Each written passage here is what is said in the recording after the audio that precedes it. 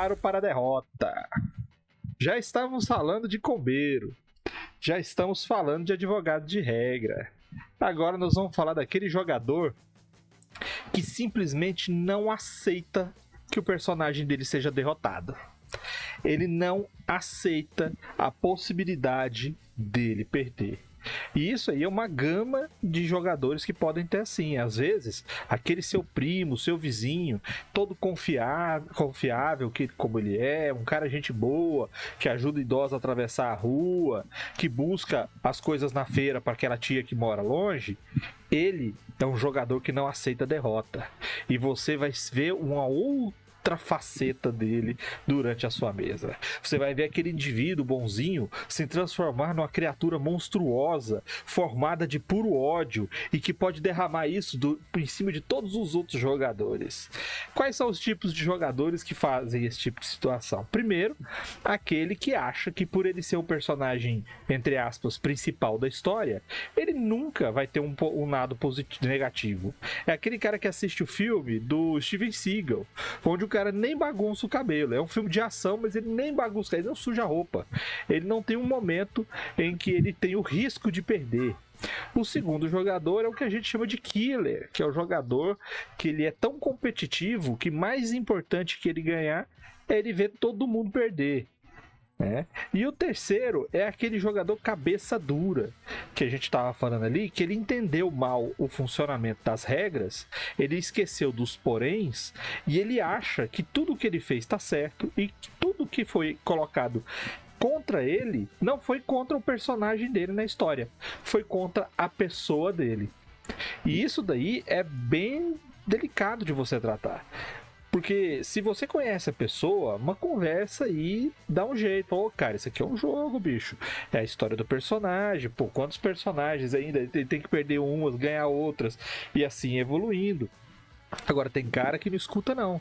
Tem cara que não leva desaforo pra casa. E tem cara que vai achar que você, mestre, é inimigo dele. Tá me prejudicando. Ele me chama pra jogar só pra me sacanear. Então é um cuidado constante que você tem que ter, e é um conselho que a gente já deu aqui em vários papos de mestre, que é conhecer as pessoas com quem você joga, conversar bastante antes, durante e depois dos jogos, fazer uma sessão zero legal, combinar o que pode, o que não pode, quais são os níveis de aventura, de risco do personagem. Isso tudo vai entrar na bandeja aí do cardápio da sua narrativa. E se acontecer uma discussão durante a sua mesa, se acontecer briga porque o personagem está sendo derrotado, se você é mestre, cara, vai com calma. Não fica brigando e fala é assim e pronto, não. Porque às vezes você tá só criando uma inimizade. Tenta aí ficar de boa, tenta ir devagar, tenta explicar. Muitas das vezes os próprios jogadores da mesa ajudam. E só para terminar essa minha explanação, esse final de semana passado teve uma treta dessa. 2 jogadores estão jogando uma história onde eles estão participando de um campeonato de justas.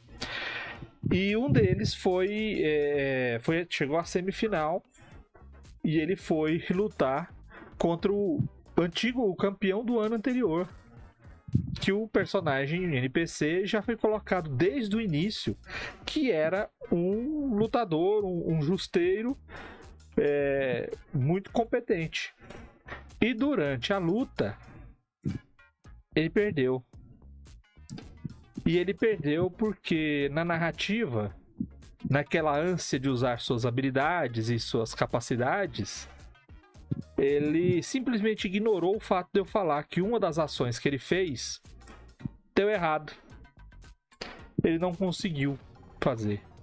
E ele considerou que havia conseguido fazer. E não aceitou que o inimigo tinha conseguido dar o golpe nele final que pontuou para ganhar.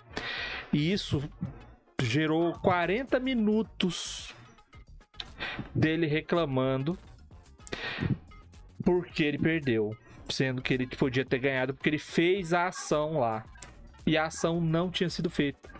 Eu fui bem específico e claro que a ação não tinha sido concluída. Aí no final eu já tava de saco cheio, eu falei assim, então tá, você acha que eu estou prejudicando o seu personagem com a minha narrativa? Se eu tiver, o seu personagem ganha. Mas não tô te dando a vitória porque, estou reclamando e vou ganhar. Não, porque se você realmente acredita que eu estou agindo para prejudicar o seu personagem, aí eu te dou a vitória, porque com essa ação você ganharia o combate. Aí ele, não é bem assim. Fala, então se não é bem assim, o seu personagem perdeu. O clima ficou meio azedo durante os minutos, mas depois também resolveu. Antes de você dar o exemplo, eu ia falar que normalmente acontece em mesa de iniciantes, ou que pessoas, às vezes, estão lidando com pessoas muito novas, assim, né, que não tem maturidade ainda para entender essa dinâmica de ganhar ou perder no RPG, onde você nunca ganha ou perde, muito pelo contrário, né?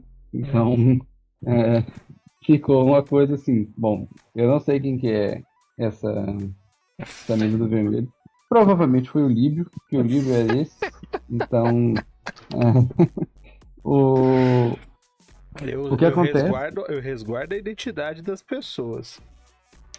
o que acontece é que é o que a gente já falou aqui outras vezes, o Vermelho apontou logo no início, que é a síndrome do protagonista, né? O cara acha que a história é sobre ele e que ele sempre tem que vencer e que no final das contas ele vai caminhar rumo ao sol com a vitória, assim. Tipo, eu ganhei no RPG esse final de semana. Cara, você não ganha no RPG, RPG não tem vitória. Então, existem muito mais, às vezes existe muito mais história a ser contada após uma derrota, como essa que aconteceu. Tipo, teve um combate justa, eu perdi o campeonato esse ano. Tá uma possibilidade de você fazer uma viagem de aprendizado, ir em outros feudos, lutar contra outros cavaleiros e aprender técnicas novas. Então, fazer toda uma questão, um arco ali, a gente falou já de Jornada do Herói, né? Fazer um arco de redenção ali, para poder, no ano seguinte, você conseguir ir lá vencer usando as técnicas que você aprendeu. Aí você pode efetivamente falar, não, eu vou usar o losango aberto invertido que eu aprendi daquele cavaleiro Lin Dongmar lá da região do Pequizal. Então, enfim, existe uma infinidade de coisas que pode acontecer quando você, entre aspas, novamente perde. Então, acho que quem perdeu, na verdade, foi ele, fazendo essa birra pelo fato de não ter concordado com a narração. Né? A gente já falou sobre falha, né? A utilidade e os benefícios da falha no RPG. Como a falha, às vezes, é o que avança a história e como você precisa da falha para que as coisas aconteçam. E eu não vou colocar o card aqui, porque só nesse assunto aqui já deu 2 cards. Se eu botar 3 cards só nesse aqui, não resta pros outros. Então, mas a gente já falou sobre isso. E eu entendo que as pessoas estejam mais dispostas a aceitar e lidar com a falha fora do combate, porque às vezes as implicações são mais leves, né? Tipo, a falha no combate às vezes significa que o seu personagem cair, potencialmente morrer, etc.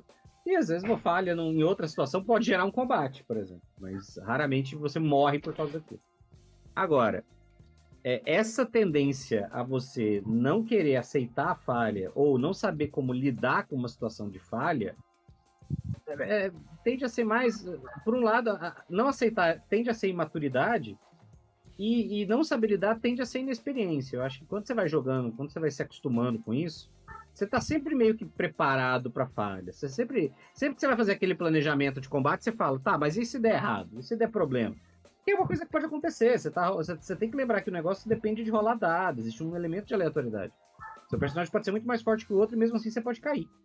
E aí? Então você tem que estar pensando em como é que vocês vão lidar com isso desde o começo. E isso, com o tempo, você aprende a fazer. Fora isso, é só imaturidade. O jogador precisa melhorar muito para superar isso rápido. Se você é aquele que gosta de escutar coach e seguir exemplos e mensagens inspiradoras, pensa no seguinte: o mercado financeiro já está há 2 anos tendo 95% de erro nas previsões e mesmo assim eles estão ricos e felizes.